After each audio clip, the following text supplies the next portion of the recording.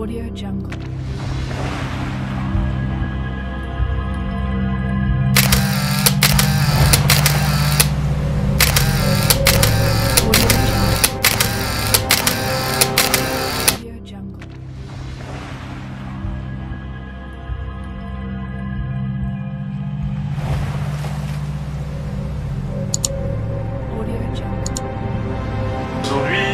Nous allons commencer par une question qui nous a été mise à disposition pour que nous puissions voir ce que l'Éternel lui dit.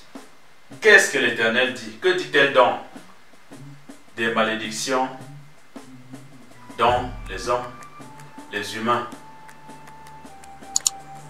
sont victimes, ou les malédictions qui pèsent sur les humains? D'où vient-elle? Parfois, dans la vie de l'homme, d'aucuns diront une malédiction X vient d'une déclaration de Y, ainsi de suite, ainsi de suite.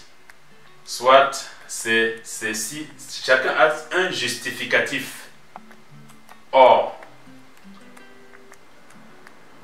la première faille, la première possibilité que l'écriture, que la loi de l'Éternel nous donne, se retrouve dans le livre de Deutéronome, dans lequel il y a 13 versets. Les 13 versets accumulent tous les types de malédictions que l'Éternel a proclamées contre les rebelles. Si aujourd'hui nous prenons uniquement l'exemple sur une seule malédiction, la malédiction des fruits des entrailles. Nous concevons, selon que l'Écriture nous dit dans le livre de Osée chapitre 4, verset 6.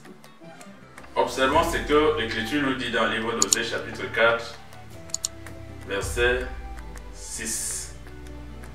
Mon peuple est détruit parce qu'il lui manque la connaissance.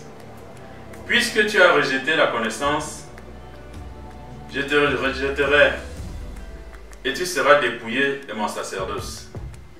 Puisque tu as oublié la loi de ton Dieu, j'oublierai aussi tes enfants.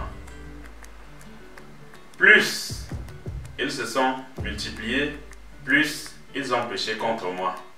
Je changerai leur gloire en ignominie. Ça veut dire que quand un homme s'engage à rejeter la connaissance de l'Éternel, l'Éternel le rejette, lui et ses enfants. Dans le livre de Deutéronome, il dit les fruits des entrailles seront maudits. Un homme qui prétend avoir de l'amour, de l'affection pour sa progéniture et qui est rebelle à l'Éternel, aura des fruits des entrailles maudits. Mais maintenant, tant que l'homme qui sort des entrailles maudites n'a pas eu la connaissance d'où la malédiction est sortie, va obligatoirement prendre des prétextes ou bien s'écarter de la véritable voie de l'Éternel qui devrait attirer son attention et l'éclaircir sur sa malédiction, sur l'origine, sur la contrainte qui l'a amené dans cette disposition. Chez nous, ici en Afrique, on dira c'est un oncle, c'est une tante, c'est. Or, ces malédictions sont dues à leur propre rébellion à eux.